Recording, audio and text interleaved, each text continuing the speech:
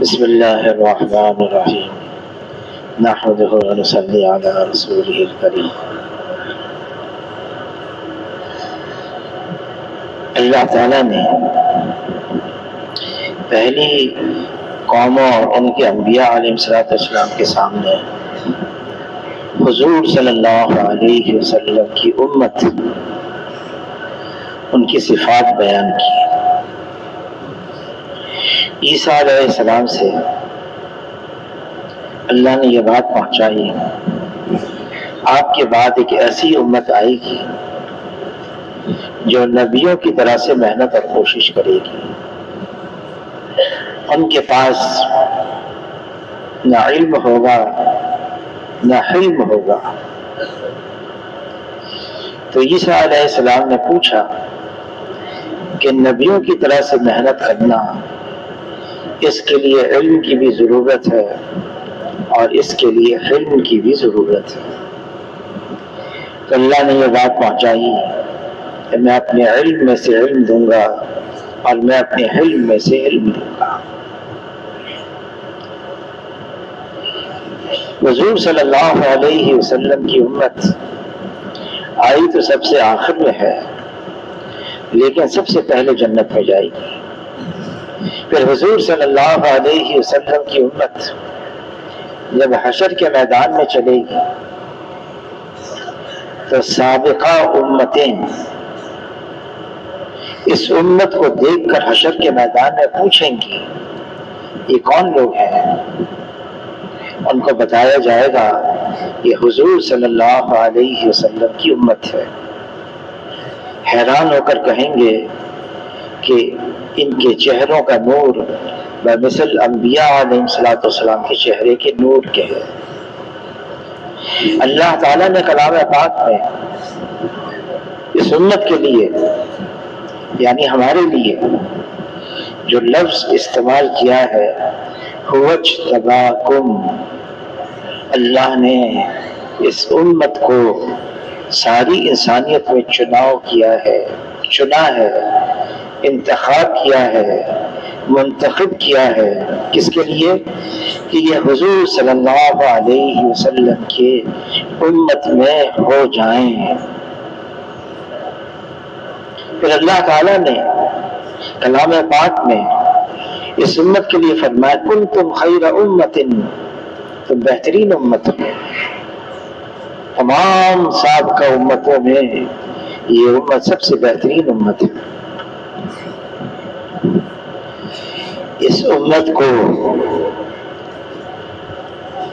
نبیوں کے کام کے لیے اللہ نے ایک تو اجتماعیت دی ہے اور ایک نقل و حرکت دی ہے۔ اجتماعیت، اکٹھا رہنا۔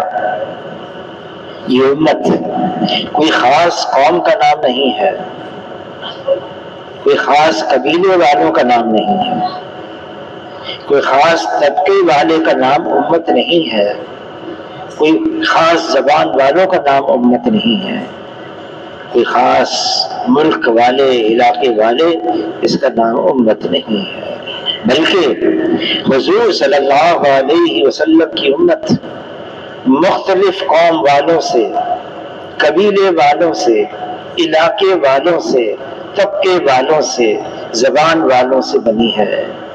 اور کیسے بنی ہے؟ حضور صلی اللہ علیہ وسلم فرماتے ہیں میری امت جسد واحد کی طرح ہے، ایک جسم کی طرح ہے۔ انسان کا جسم ہے اور اس کے اندر سر ہے، دھڑ ہے، سر کے اندر آنکھیں ہیں، کان ہے، ناک ہے، منہ ہے، دھڑ کے اندر ہاتھ ہے، پاؤں ہیں، مختلف اعضاء ہیں، جسد واحد ہے۔ فرمایا میری امت ایسی ہی ہے۔ اگر ایک عضو میں چوٹ لگ جاتی ہے، تکلیف ہوتی ہے، درد ہوتا ہے، وہ درد اور تکلیف صرف اس عضو کا نہیں ہے، سارے بدن کا ہے۔ سارا بدن حرکت میں آ جاتا ہے، سارا بدن اس تکلیف کو محسوس کرتا ہے، اور سارا بدن استعمال ہوتا ہے اس تکلیف کو دور کرنے کے لیے۔ فرمایا میری امت اسی طرح سے ہے۔ حضور صلی اللہ علیہ وسلم کے زمانے میں صہیب رومی ہیں، سلمان فارسی ہیں، بلال حبشی ہیں، کوئی اوس قبیلے کا ہے، کوئی خزرج قبیلے کا ہے، کوئی مہاجر ہے، کوئی انصار ہے، سب اکٹھے ہیں، ایک ہیں۔ اس امت کی قوت کو اللہ تعالیٰ نے اجتماعیت میں رکھا ہے، اکٹھا رہنے میں رکھا ہے، اور اللہ نے خبردار کیا ہے، دیکھو لڑنا مت، جھگڑنا مت، ورنہ کم ہمت ہو جاؤ گے، تمہاری ہوا اکھڑ جائے گی۔ امت کو اجتماعیت ملی ہے، وہ اصول بتا دیے، وہ اعمال بتائے، وہ طور طریقے بتائے جس کے ذریعے سے اجتماعیت برقرار رہتی ہو۔ مولانا یوسف کاندھلوی رحمۃ اللہ علیہ نے فرمایا، ان کی تقاریر میں ہے، جو آنے والی امت ہے، امت کا جو حصہ آئے گا بعد میں، حضور صلی اللہ علیہ وسلم اور صحابہ کرام کے بعد میں آئے گا، ان کو اللہ تعالیٰ نے بتا دیا، سمجھا دیا وہ اسباب کیا ہیں جس کے ذریعے سے امت کی اجتماعیت باقی رہتی ہے، اور یہ بھی بتا دیا وہ اسباب کیا ہیں جس کی وجہ سے امت کی اجتماعیت ٹوٹتی ہے اور ختم ہوتی ہے۔ پھر مولانا یوسف صاحب کاندھلوی رحمۃ اللہ علیہ فرمانے لگے، خلفائے راشدین بہترین دور گزرا ہے صحابہ کرام کا، اس میں فرمایا شیخین کا دور، یعنی ابو بکر رضی اللہ تعالیٰ عنہ، عمر رضی اللہ تعالیٰ عنہ کا دور، ان کو شیخین اس لیے کہتے ہیں، یہ دونوں حضور صلی اللہ علیہ وسلم کے سسر تھے۔ ان کے دور میں اللہ تعالیٰ نے باقی آنے والی امت کے سامنے وہ اسباب کھولے جس پر رکھ کر امت کی اجتماعیت باقی رہتی ہے۔ اور ختنین کے دور میں عثمان رضی اللہ تعالیٰ عنہ، علی رضی اللہ تعالیٰ عنہ، ان کے دور میں ختنین ان کو اس لیے کہتے ہیں، یہ دونوں حضور صلی اللہ علیہ وسلم کے داماد تھے۔ ان کے دور میں اللہ نے وہ اسباب ظاہر فرمائے آنے والی امت کے سامنے کہ جس پر رکھ کر امت کی اجتماعیت میں فرق آ جاتا ہے۔ دونوں باتیں رکھ دی امت کے سامنے، پھر یہ بھی رکھ دیا اجتماعیت جب باقی رہتی ہے فائدہ کیا ہوتا ہے، اور اجتماعیت جب ٹوٹتی ہے اس کا نقصان کیا ہوتا ہے، یہ امت کے سامنے رکھ دیا۔ حضور صلی اللہ علیہ وسلم فرماتے اس کا مفہوم ہے، تمہیں نماز، روزہ، صدقہ، اس سے بہتر چیز بتاؤں، وہ آپس کا سلوک ہے۔ فرمایا آپس کا جھگڑا یہ دین کو ایسا موڑنے والا ہے جیسے اس طرح سے سر کے بال صاف ہو جاتے ہیں، بالکل صاف، ایسے ہی نقصان ہوتا ہے۔ حضور صلی اللہ علیہ وسلم فرماتے اس کا مفہوم ہے، کوئی ناحق پر ہوتے ہوئے جھگڑا چھوڑ دے یا مذاق میں بھی جھوٹ بولنا چھوڑ دے، میں جنت کے کنارے پر محل کی ضمانت دیتا ہوں۔ اور کوئی حق پر ہوتے ہوئے جھگڑا چھوڑ دے، میں جنت کے کنارے پر محل کی ضمانت دیتا ہوں۔ اور کوئی اپنے اخلاق کو بہت بلند رکھے، میں جنت کے اعلیٰ درجے پر محل کی ضمانت دیتا ہوں۔ اعلیٰ اخلاق کیا ہے؟ حضور صلی اللہ علیہ وسلم نے علی رضی اللہ تعالیٰ عنہ سے فرمایا، علی تمہیں اولین و آخرین کے بہترین اخلاق بتاؤں؟ کوئی ظلم کرے اس کو معاف کرو، کوئی برائی کرے اس کے ساتھ بھلائی کرو، کوئی عطا سے محروم رکھے اس کو عطا کرو۔ اصول بتا دیے امت کو۔ ابو بکر رضی اللہ تعالیٰ عنہ، ان کا رتبہ، ان کا درجہ حضور صلی اللہ علیہ وسلم فرماتے ہیں، میں احسانات کا بدلہ دے چکا ہوں، ابو بکر کے احسانات کا بدلہ اللہ تعالیٰ حشر کے میدان میں میری طرف سے خود عطا فرمائیں گے۔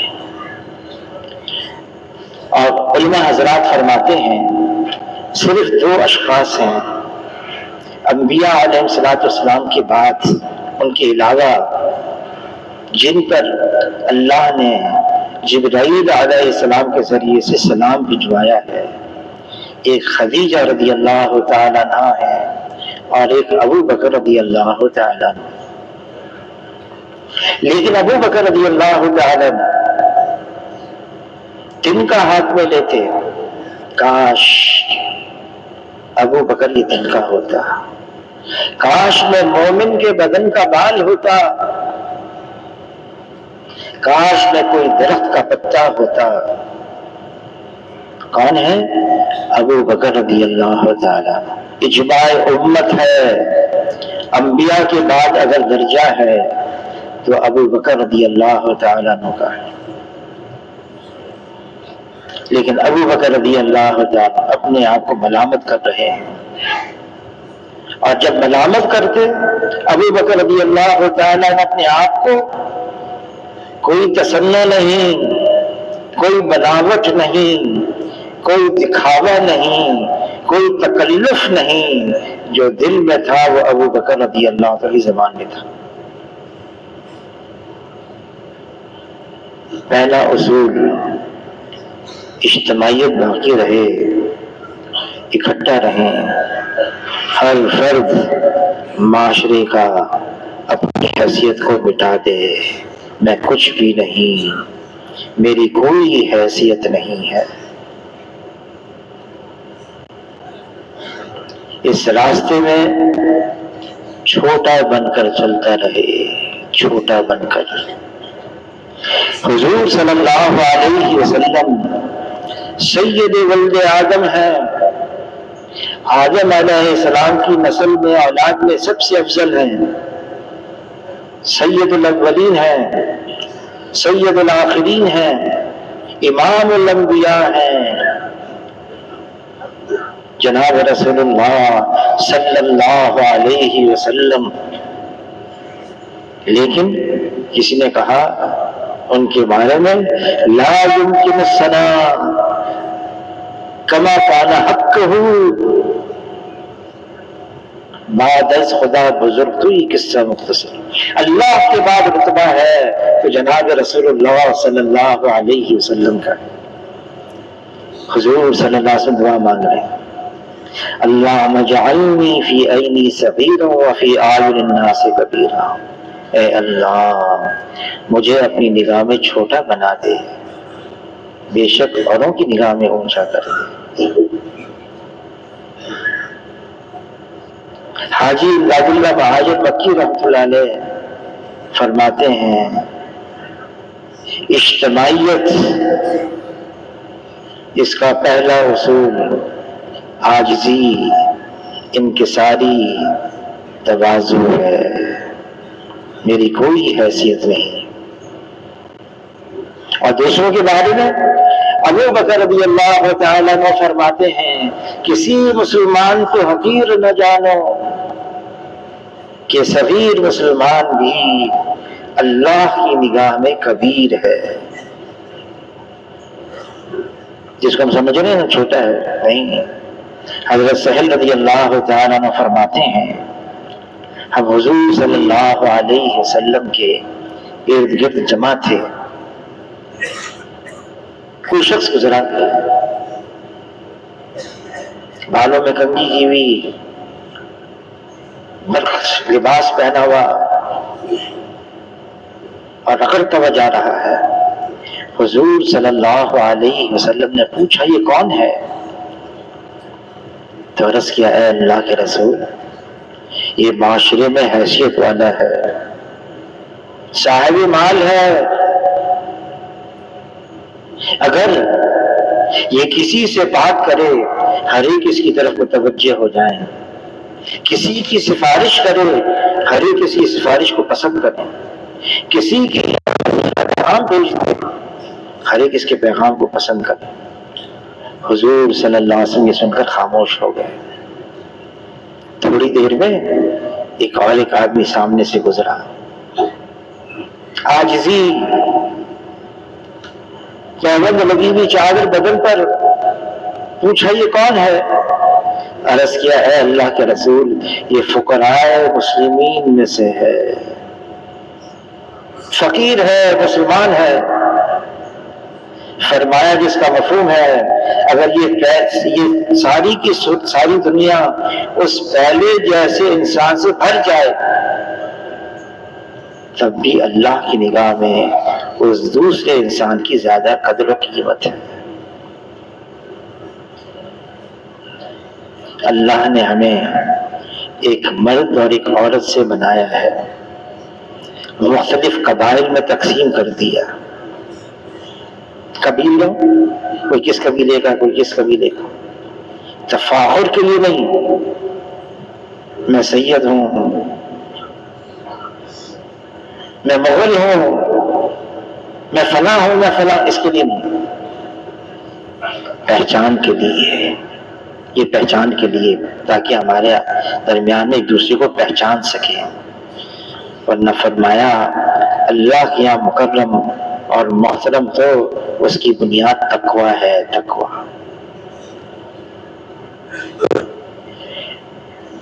ابو بکر رضی اللہ تعالی عنہ خلیفہ بن گئے بلا فصل.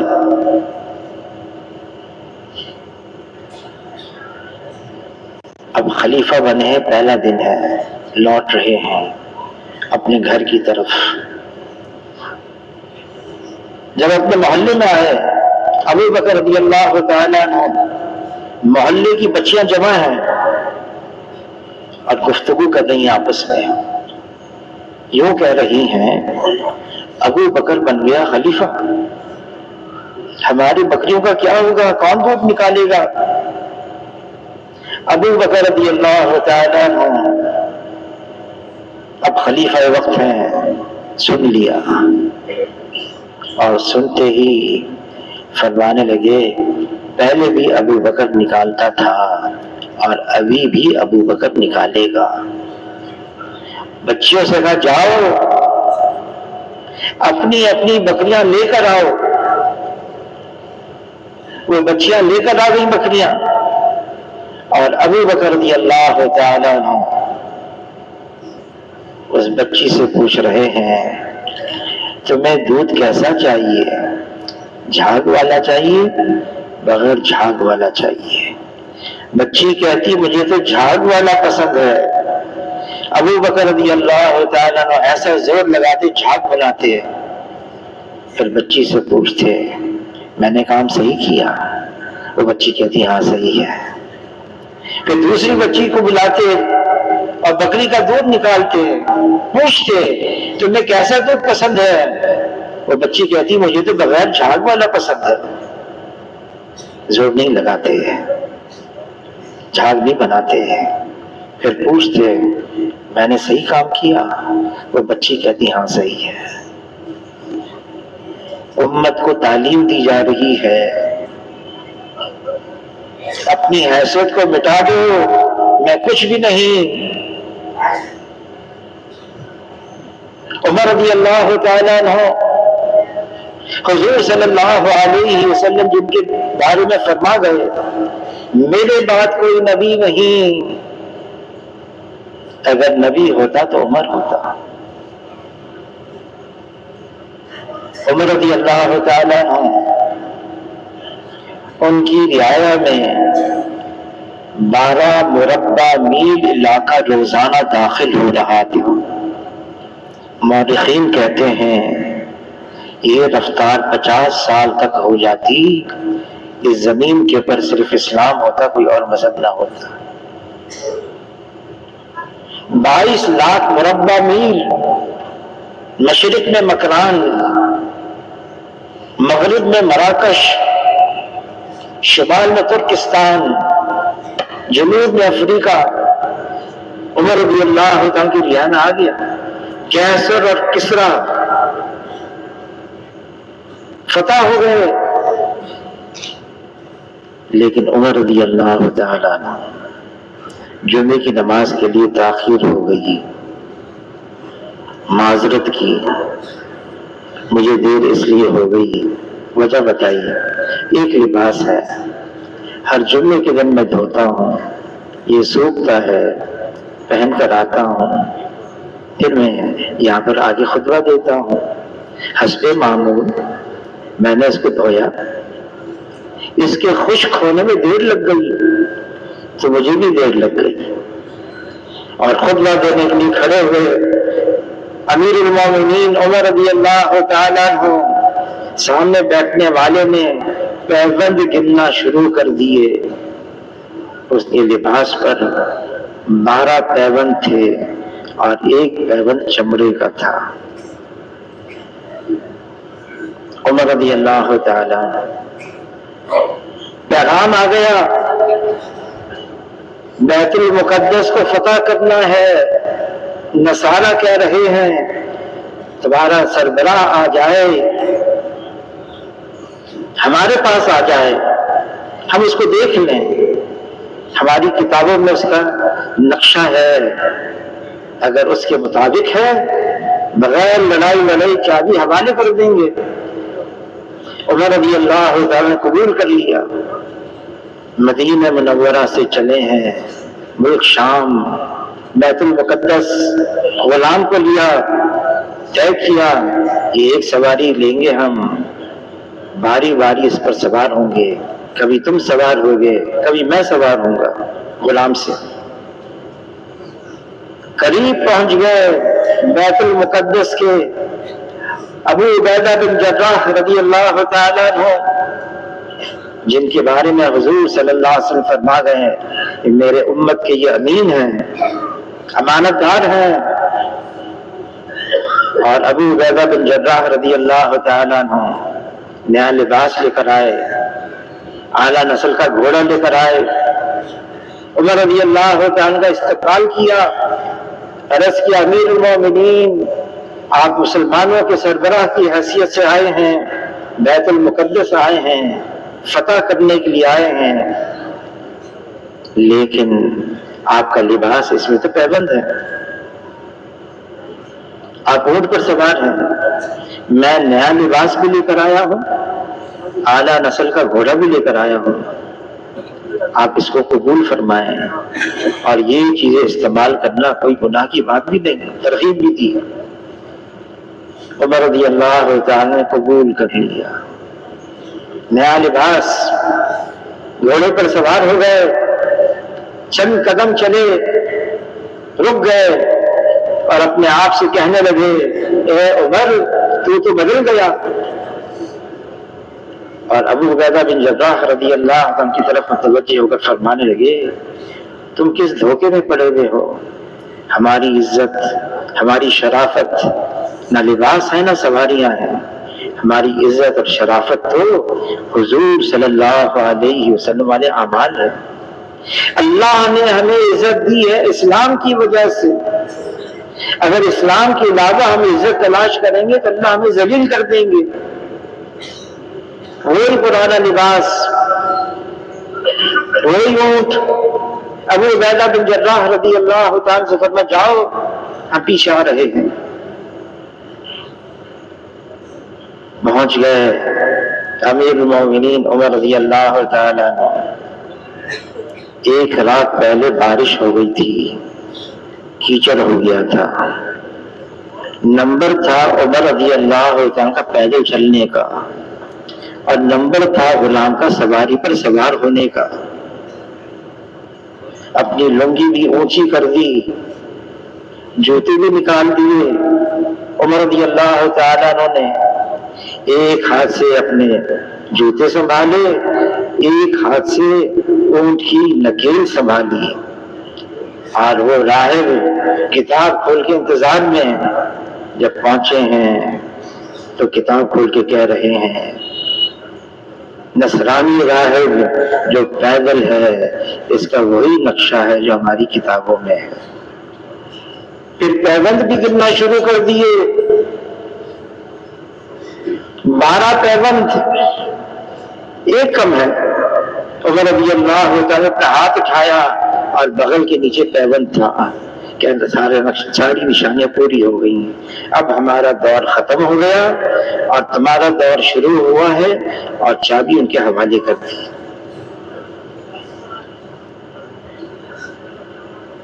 یہ امت سادگی، عاجزی، انکساری، تواضع، بڑائی تو صرف اللہ کے لیے ہے، بڑائی اللہ کی صفت ہے، بڑائی اللہ کا حق ہے، بڑائی اللہ کی چادر ہے، اللہ اکبر۔ اور منع فرمایا دیکھو اس میں اللہ کا مقابلہ مت کرنا ورنہ اللہ پاش پاش کر دیں گے۔ امت کو تواضع، انکساری، عاجزی، عام آدمی کی طرح رہنا، معاشرے میں کوئی تعظیم میری کی جائے اس کی طلب نہ رکھنا۔ حضور صلی اللہ علیہ وسلم صحابہ کرام کے درمیان میں ایسے رہتے تھے، کوئی اجنبی باہر سے آتا اس کو پوچھنا پڑتا آپ میں محمد صلی اللہ علیہ وسلم کون ہے؟ حضور صلی اللہ علیہ وسلم کو صحابہ کو منع فرماتے میری تعظیم میں کھڑے مت ہو، چلتے تھے صحابہ کرام سے فرماتے میرے پیچھے مت چلو، میرے آگے چلو، میں تم سے ممتاز بن کر رہنا نہیں چاہتا۔ یہ کون فرما رہے ہیں؟ جناب رسول اللہ صلی اللہ علیہ وسلم۔ اور پھر دوسروں کے بارے میں ان کی عزت کرو، ان کا احترام کرو، ان کو اپنے سے اچھا سمجھو۔ مجھے نہیں معلوم اللہ کے یہاں اس کا کیا رتبہ ہے۔ کسی نے کہا ظاہر نگاہ کم سے کسی رند کو نہ دیکھ، کیا جانے اس کریم کو تو پسند ہے کہ وہ۔ اللہ کے یہاں کس کا کیا رتبہ ہے ہم نہیں جانتے۔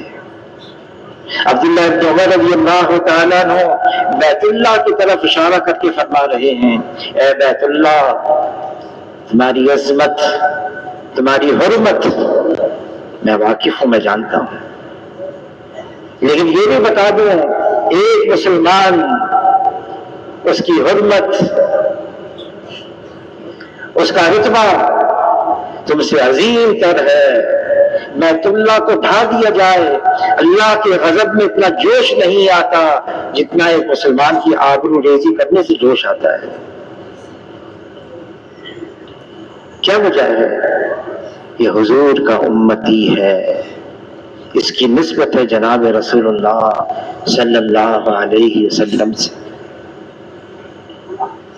فرمایا لوگوں کی عیب مت دیکھو، لوگوں کی کمیاں مت دیکھو، لوگوں کی خامیاں مت دیکھو۔ خامیاں تو بہت ہیں۔ فرمایا کل بنی آدم خطاؤن، سارے بنی آدم یہ تو خطاوار ہیں۔ وہ کون ہے جو اس کا دعوے دار ہے میرے اندر کوئی کمی نہیں؟ کوئی ہے ایسا؟ لیکن منع فرمایا ہے لوگوں کے عیب مت دیکھو، خامیاں مت دیکھو۔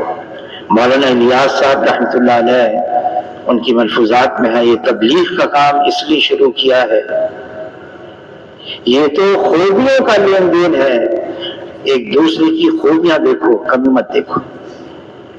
وہ اللہ ہے جس میں کوئی کمی نہیں، کوئی کجی نہیں، کوئی خامی نہیں، اللہ تعالیٰ یکتر ہر عیب سے پاک اور صاف ہے۔ پھر اللہ نے فرشتوں کو ایسا بنایا ہے، ان کے اندر معصیت کا جذبہ ہی نہیں رکھا، وہ نافرمانی کر ہی نہیں سکتے فرشتے۔ اور انبیاء علیہ السلام معصوم عن الخطا ہیں، انبیاء علیہ السلام جو کریں وہ نیکی ہی نیکی ہے، انبیاء علیہ السلام۔ اور صحابہ کرام اللہ ان سے راضی ہو گئے، وہ محفوظ ہو گئے، اللہ ان سے راضی ہو گئے۔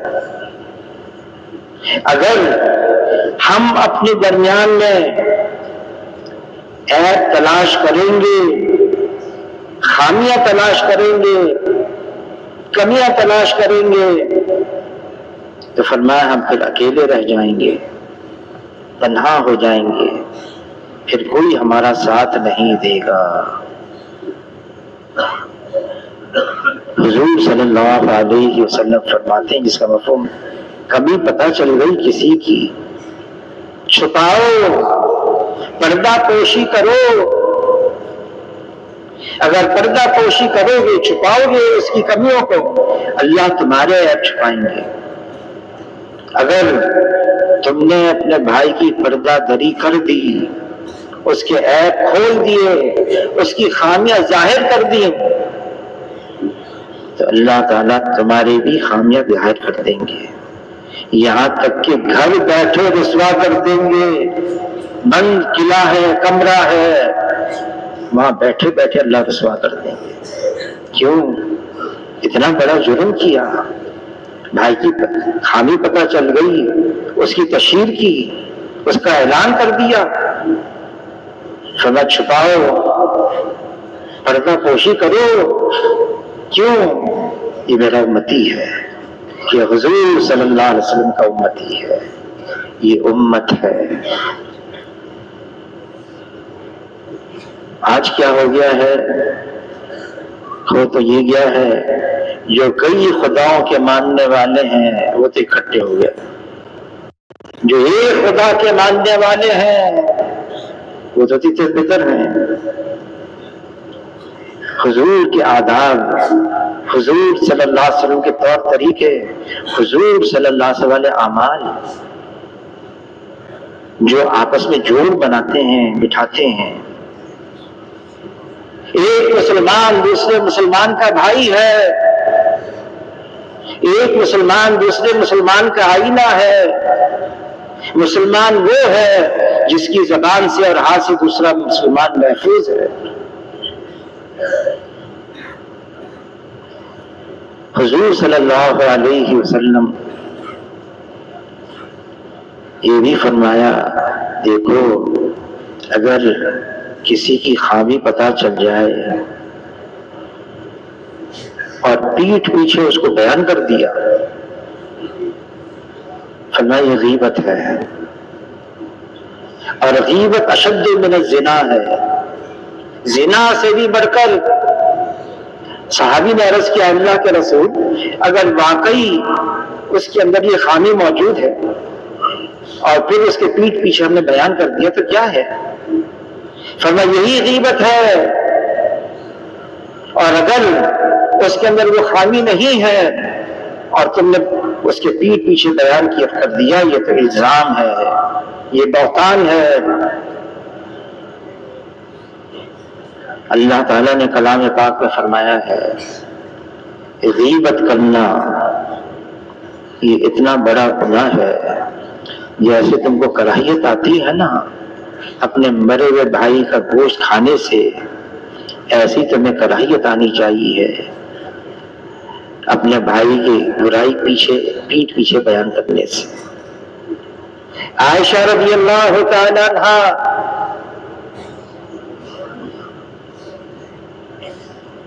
ایک تہائی دین ان کی طرف سے ہم تک پہنچا ہے۔ عائشہ رضی اللہ تعالی عنہا حضور صلی اللہ علیہ وسلم کی سب سے چہیتی بیوی ہیں، عائشہ رضی اللہ تعالیٰ عنہ فرماتی ہیں رشتے تو یہاں کے ہوئے تھے، میرا رشتہ اللہ نے حضور صلی اللہ علیہ وسلم کے پاس بھیجا تھا۔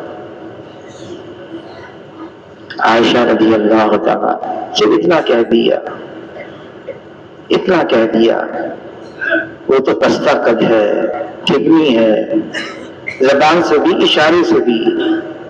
حضور صلی اللہ علیہ وسلم نے فرمایا اے عائشہ ایسی بات کہہ دی 7 سمندر بھی اس کی سیاہی کو نہیں دھو سکتے۔ ہر اس بات سے منع کیا ہے جس سے دل پھٹ جائیں، عداوتیں پیدا ہو جائیں، نفرتیں پیدا ہو جائیں، ہر اس چیز سے منع کیا ہے۔ مل کر رہو، اکٹھے رہو، جڑ کر رہو، ایک دوسرے کو نبھاؤ۔ ابو بکر رضی اللہ تعالی ان کی صاحبزادی عائشہ رضی اللہ تعالی عنہ صدیقہ ہیں، طیبہ ہیں، مقدس ہیں، ہماری ماں ہیں، بہتان لگ گئی اور حضور صلی اللہ علیہ وسلم کی سب سے پسندیدہ بیوی ہیں، چہیتی بیوی ہیں، الزام لگا دیا ان پر۔ ابو بکر کے پاس ان کی ایک دور کی رشتہ دار تھی، خدمت میں بھی تھی، ام مفتاح، تو ان کا بیٹا تھا مفتاح، اس نے بھی بڑھ چڑھ کر حصہ لیا اس بہتان کے اندر۔ جب اللہ نے برات نازل فرما دی ابو بکر رضی اللہ تعالیٰ نے قسم کھا لی میں اپنا ہاتھ اٹھاتا ہوں اس غریب خاندان کے اوپر سے۔ اللہ نے پھر وہی بھیج دی، آپ پسند نہیں کرتے اس بات کو، اللہ معاف کر دیں، تمہیں معاف کر دیں، تم بھی اس کو معاف کر دو۔ معاف کر دیا، بلکہ جو ہر مہینے دیتے تھے وہ مقدار بھی بڑھا دی۔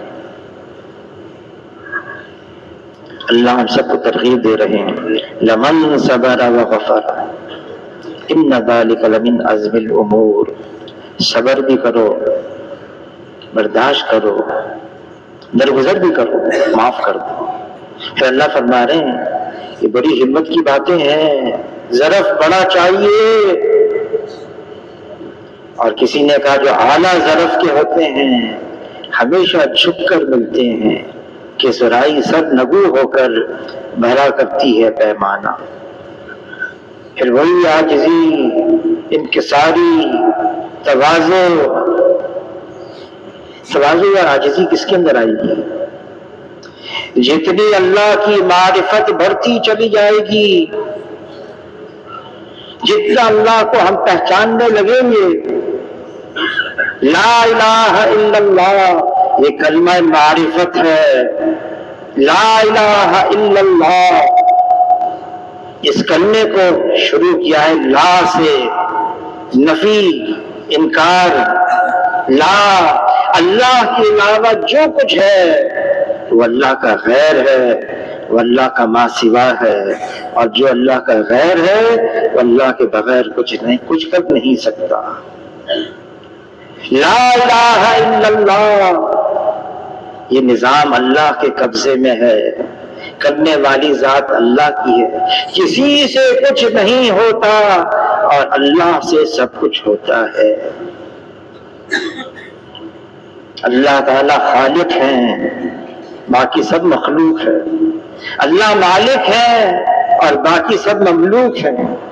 اللہ رازق ہے اور باقی سب مرزوق ہے۔ اللہ غالب ہے اور باقی سب مخلوق ہیں۔ وہ ایک ہے، اکیلا ہے، یکتا ہے، تنہا ہے۔ اللہ کا کوئی ثانی نہیں، اللہ کا کوئی سانجی نہیں، اللہ کا کوئی متوازی نہیں، اللہ جیسا کوئی نہیں، وہ وحدہ لا شریک لہ ہے۔ جس نے اللہ کو پہچان لیا جیسے اللہ ہیں، پھر وہ اللہ کو چھوڑ کر کہیں اور نہیں جائے گا، مال کی طرف نہیں، نقشوں کی طرف نہیں، چیزوں کی طرف نہیں، عہدے منصب کی طرف نہیں، وہ صرف اللہ کی طرف جائے گا۔ فَفِرُّوا إِلَى اللَّهِ، اس کی دوڑ ہوگی اللہ کی طرف۔ مال سے زندگی نہیں بنتی، زندگی اس کی بنتی ہے جس کی اللہ بناتے ہیں۔ نقشے چیزوں سے کام نہیں بنتا، کام اس کا بنتا ہے جس کی اللہ بناتے ہیں۔ عہدے منصب سے، ڈگری سے عزت نہیں ملتی، عزت اس کو ملتی ہے جس کو اللہ دیتے ہیں۔ اللہ دینے پر آئے کوئی روک نہیں سکتا، اللہ بنانے پر آئے کوئی بگاڑ نہیں سکتا۔ یہ ساری کائنات یہ اللہ کے قبضے میں ہے، کائنات کا ذرہ ذرہ یہ اللہ کے حکم میں جکڑا ہوا ہے۔ جو مخلوق چاہے گی وہ نہیں ہوگا، مخلوق کا چاہنا محض چاہنا ہے، اور اللہ کا چاہنا ہو جانا ہے، اور ہوگا وہ جو اللہ چاہیں گے۔ جس نے اللہ کو پہچان لیا، جس دل میں صرف اللہ سے امید ہوتی ہے، جس دل میں صرف اللہ کا خوف ہوتا ہے، وہ دل مطمئن ہو جاتا ہے۔ اور اگر دل میں اللہ کے علاوہ سے امید ہے، دل میں اللہ کے علاوہ کا خوف ہے، دل ہمیشہ پریشان رہے گا، ہمیشہ پریشان رہے گا۔ یہ دل، اس دل میں اللہ نہیں ہے، کچھ اور ہے۔ یہ دل اللہ نے عجیب بنایا، انسان کا دل۔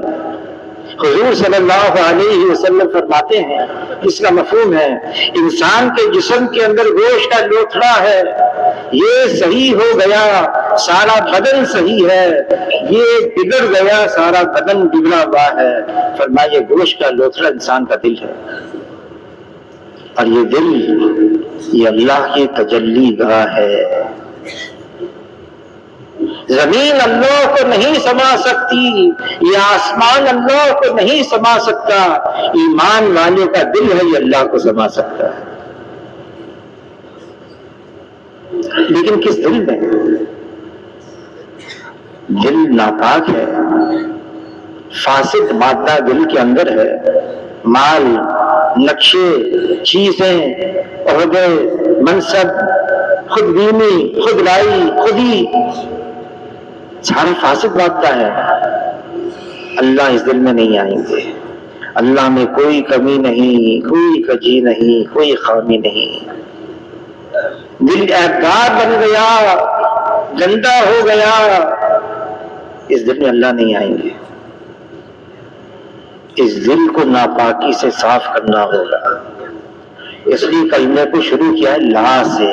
لا، اللہ کے علاوہ جو کچھ ہے اس کو دل سے نکالنا ہوگا، گندگی سے صاف کرنا ہوگا۔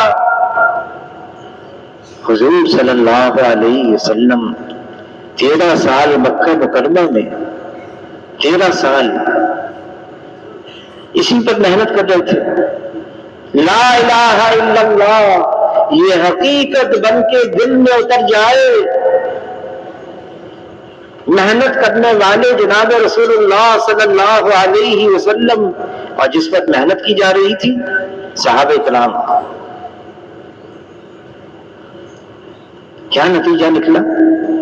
علی رضی اللہ تعالیٰ عنہ فرماتے ہیں اگر میرے اور اللہ کے درمیان کے پردوں کو ہٹا دیا جائے، میرے ایمان میں ذرے برابر کا اضافہ نہ ہو، میں تو اب بھی ایسا ہوں جیسے ان آنکھوں سے اللہ کو دیکھ رہا ہوں۔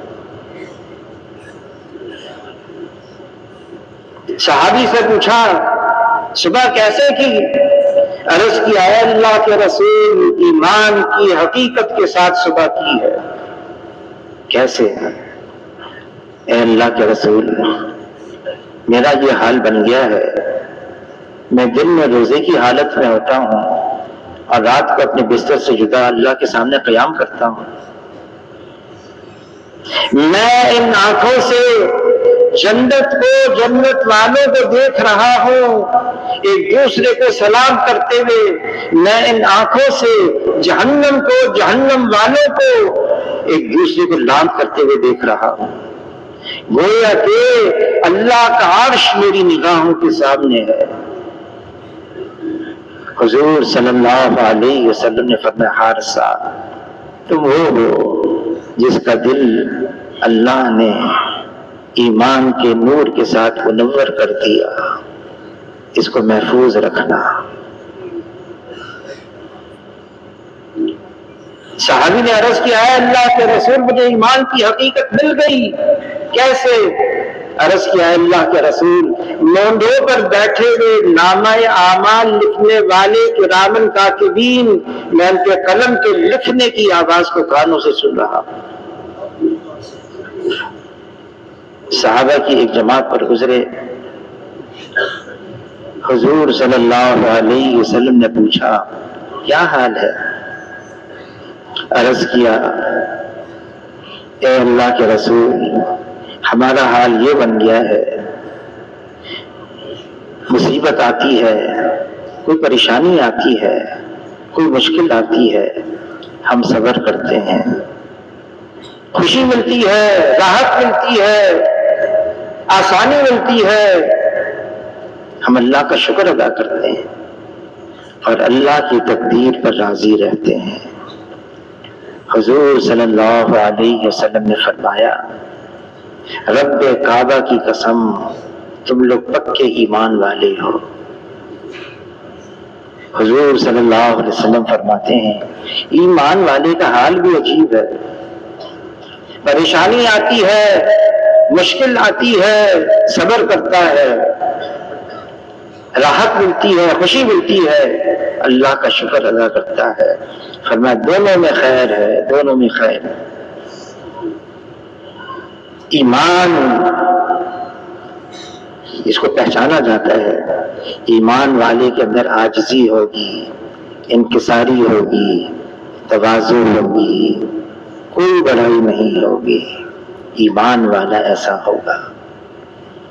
حضور صلی اللہ علیہ وسلم نے سب سے پہلے اس ایمان پر محنت فرمائی ہے، ایمان حقیقت بن کے دل میں آ جائے۔ مولانا الیاس صاحب رحمۃ اللہ علیہ کے ملفوظات میں ہے میں نے اس کام کا نام تبلیغی جماعت نہیں رکھا، پڑ گیا، لوگ کہنے لگے اگر مجھے اختیار ہوتا میں اس کا نام تحریک ایمان رکھتا۔ یقینوں کی تبدیلی، مخلوق سے یقین نکل کر ایک اللہ پر یقین آ جائے اور ایسا آ جائے کہ کوئی ہلا نہ سکے، میں ہوں اور اللہ ہو اور درمیان میں کچھ اور نہ ہو، ایسا ایمان۔ اللہ تعالیٰ فرما رہے ہیں ہم سب سے ایسا ایمان لے آؤ جیسے وہ لے آئی تھی صحابہ کرام، ایسا ایمان لے آؤ۔ ایمان کے بول، ایمان کے الفاظ، ایمان کی تقریر بہت ضروری، بہت اہم، بہت اچھی ہے، لیکن فرمایا الفاظ تو الفاظ ہوتے ہیں، وہ حقیقت کی طرف اشارہ کرتے ہیں، حقیقت کچھ اور ہوتی ہے۔ اس حقیقت کو حاصل کرنے کے لیے محنت، مشقت، مجاہدہ، جد و جہد، کوشش، پھر وہ ایمان اندر آتا ہے۔ دھوکہ یہ لگ جاتا ہے مجھے ایمان کے الفاظ آ گئے، ایمان کے بول آ گئے، میں ایمان پر تقریر بھی کر سکتا ہوں، یہ دھوکہ ہے۔ ایمان تو اندر کی مایا کا نام ہے، یہ ایک اندر کا خزانہ ہے۔ اللہ پر اعتماد، اللہ پر یقین، اللہ پر بھروسہ، اللہ پر توکل ایسا ہو کوئی ہلا نہ سکے، یہ ہے ایمان۔ حضور صلی اللہ علیہ وسلم، صحابہ کرام ایمان کے بارے میں اتنا آزمایا گیا، اتنی مشکلات، اتنے ماحول کے اندر اتنی خرابیاں، خامیاں، تنگیاں، مسائل صحابہ کرام جمے رہے، اور صرف مرد نہیں، عورتیں بھی، صحابیہ بھی۔ ایک صحابیہ کا قصہ آتا ہے،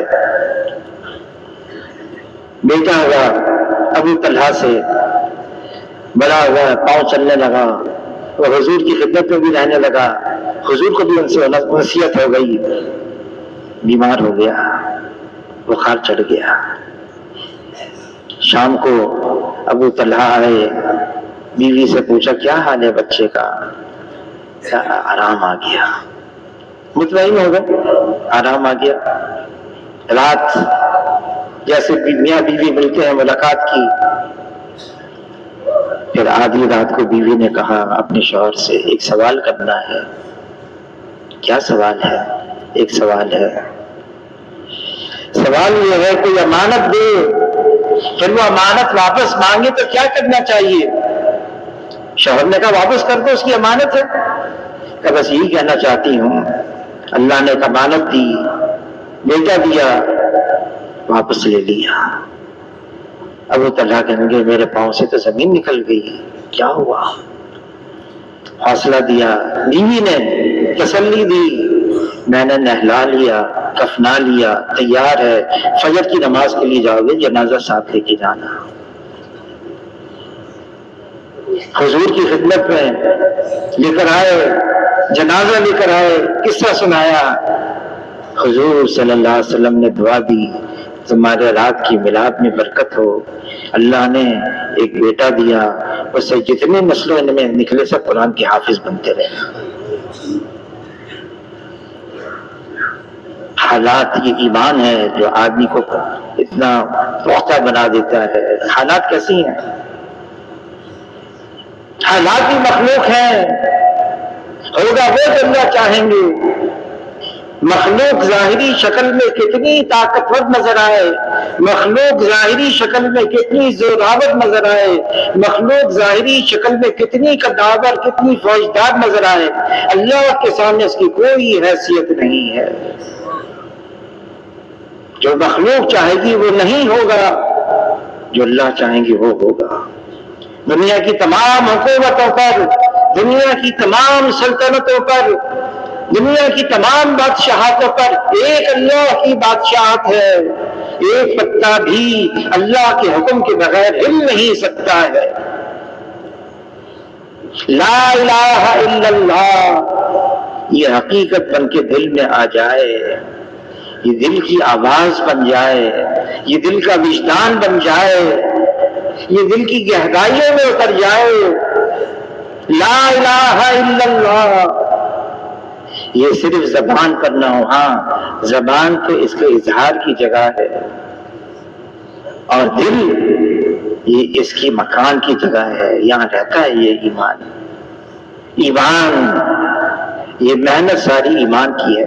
حاجی عبدالوہاب صاحب کے پاس رحمت اللہ علیہ جماعت آئی، بڑی کام والی جماعت تھی، ہم نے فلاں علاقے میں اتنا کام کیا، اتنی جماعتیں نکالی، 4 مہینے کی جماعتیں، 40 دن کی جماعتیں، 3 دن کی جماعتیں، پھر اتنی مساجد کے اندر ہم نے کام جمایا۔ حاجی صاحب سنتے رہے، ان کی بات ختم ہو گئی تو پوچھا حاجی صاحب مجھے یہ بتاؤ کتنے ایسے تیار ہو گئے جن کا یقین مخلوق سے ہٹ کر ایک اللہ پر آ گیا؟ مجھے تو یہ بتاؤ ہمارا کیا حال ہے۔ ہم یہ سوچے واقعی کیا ہمارا بھی ایمان اس سطح کا آگے بن گیا ہے؟ مولانا یوسف صاحب رحمۃ اللہ علیہ فرمانے لگے کوشش کرتے رہیں، مایوسی کی بات نہیں ہے، نا امیدی کی بات نہیں ہے، اللہ نے ہمیں اس راستے پر تو ڈال دیا، اللہ نے اپنا فضل فرما دیا، ہم کوشش پہ تو لگ گئے، کوشش پہ تو لگ گئے۔ یہ کوشش بھی عجیب ہے، کتابوں میں لکھا ہے عیسیٰ علیہ السلام کا زمانہ تھا، عیسیٰ علیہ السلام کا گزر ایک قبر پر ہوا، اللہ کا عذاب ہو رہا تھا، پریشان ہو گئے، کچھ وقفے کے بعد پھر گزر ہوا اسی قبر پر، دیکھا عذاب تو ختم ہو گیا، اللہ کی رحمت برس رہی ہے، اللہ سے پوچھا عیسیٰ علیہ السلام نے کیا ماجرا ہے، اللہ نے یہ بات پہنچائی عیسیٰ علیہ السلام کو۔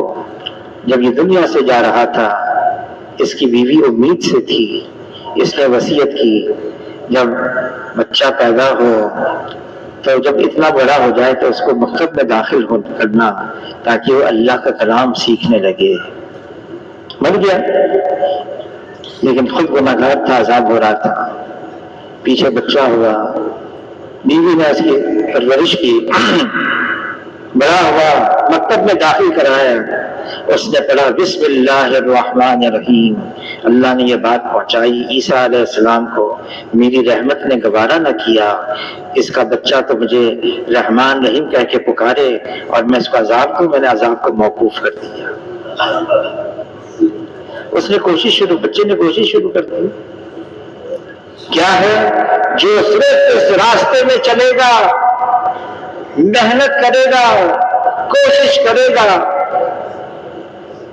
اللہ تعالیٰ اس کو حشر کے میدان میں ایسے اٹھائیں گے جنہوں نے یہ پوری کوشش کر کے حاصل کر لیا تھا۔ اس نے اپنی مشاہدت اختیار کر لی ایسے لوگوں کے ساتھ جنہوں نے ایمان کی حقیقت کو حاصل کیا تھا۔ یہ ایمان ہے، یہ سرمایہ ہے، سب سے بڑی دولت ہے۔ اگر ایک بھی ایمان والا اس زمین پر موجود ہے، ایک رہ گیا بس، جو اپنی زبان سے اللہ اللہ اللہ کہہ رہا، ایک رہ گیا، اس ایک کی وجہ سے بھی اللہ تعالیٰ زمین اور آسمان کو باقی رکھیں گے، اور جتنی مخلوق ہوگی اللہ سب کو سنبھالیں گے اور پالیں گے۔ اور ایک بھی ایمان والا اس زمین کے اوپر اللہ اللہ کہنے والا نہ رہا، پھر اللہ تعالیٰ زمین اور آسمان کو ختم فرما دیں گے، پھر قیامت آ جائے گی، پھر دنیا کی ضرورت باقی نہیں رہے گی۔ یہ ساری تبلیغ کی محنت ہے اسی لیے، یہ اللہ کے راستے میں نکلنا 4 مہینے کے لیے، سال کے لیے، 7 مہینے کے لیے، یہ اجتماعات ہیں۔ مولانا احسان صاحب کے والد صاحب حاجی بشیر صاحب، لگن کے قریب ایک جگہ ہے، وہاں اجتماع رکھنا تھا، تو حاجی بشیر صاحب نے پوچھا، لوگوں کو جمع کیا اس علاقے کے، بھائی اجتماع رکھنا ہے، یہ بتاؤ کتنے نمازی بناؤ گے پورے علاقے میں؟ 100% نمازی بناؤ، 100%۔ تو ایک بڑا آدمی کھڑا ہو گیا اس بستی کا، کہنے لگا جس مسجد میں آپ یہ بات کر رہے ہیں نا، میں اس مسجد کی کہانی سناتا ہوں، تاریخ سناتا ہوں۔ اورنگزیب عالمگیر رحمۃ اللہ علیہ کے دور میں مسجدیں بہت تھیں، شاہ جہاں نے بنائی تھی، شاہ جہاں کو مساجد بنانے کا بہت شوق ہے، یہ مسجد بھی شاہ جہاں نے بنائی ہے، مغلوں کا بادشاہ تھا، اور کہا کیسے بنائی؟ شاہ جہاں ان کی بادشاہت کی دور میں ان کا ایک وزیر یہاں پر آیا اور وہ شکار کر رہا تھا، شکار کر کے واپس جانے لگا تو اسی جگہ پر اسے پڑاؤ ڈالا، یا چشمہ تھا پانی کا۔ اس وزیر نے دیکھا کہ بستی سے لوگ آتے ہیں برتن لے کر اور پانی بھرتے ہیں، برتن لے کے واپس چلے جاتے ہیں، لیکن جو آتا ہے مرد ہو یا عورت ہو، بڑا ہو یا چھوٹا ہو، وہ کچھ پڑھتا ہوا آتا ہے، پڑھتا ہوا جاتا ہے۔ جستجو ہوئی، ایک کو بلایا اور پوچھا یہ کیا ہے؟ سب پڑھ رہے ہیں یہاں پر، پڑھ رہے ہیں، کیا پڑھ رہے ہیں؟ تو اس جوان نے بتایا ہماری اس بستی میں جتنے 7 سال سے اوپر ہیں سب قرآن کے حافظ ہیں، اور وہ سب قرآن ان کو حفظ ہے، دہرا رہے ہیں، گردان کر رہے ہیں، پڑھتے ہوئے آ رہے ہیں، پڑھتے ہوئے جا رہے ہیں۔ اس وزیر نے واپس دہلی پہنچ کر بادشاہ کو، شاہ جہاں کو مبارکباد دی، آپ کی رعایا کے اندر ایک ایسی بستی بھی ہے جہاں 100% قرآن کے حافظ ہیں۔ شاہ جہاں نے کہا مجھے وہاں لے چلو۔ بادشاہ نے 1000 آدمی کا لشکر تیار کیا، ہر آدمی کے ساتھ 1000 اینٹیں، گاڑے، مٹی کا سامان، وزیر کو ساتھ لیا، اس کو وہاں پہنچ گیا،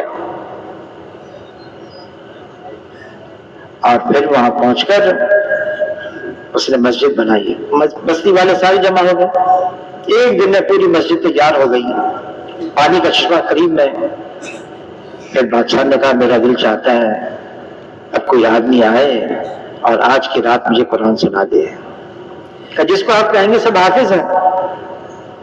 شام کا وقت تھا، ایک چرواہا گڈیا بکریوں کو ریوڑ پہ لے کر آ رہا تھا دور سے۔ بادشاہ نے کہا یہ جو چرواہا آ رہا ہے میرا دل چاہتا ہے یہ مجھے آج رات قرآن سنا دے۔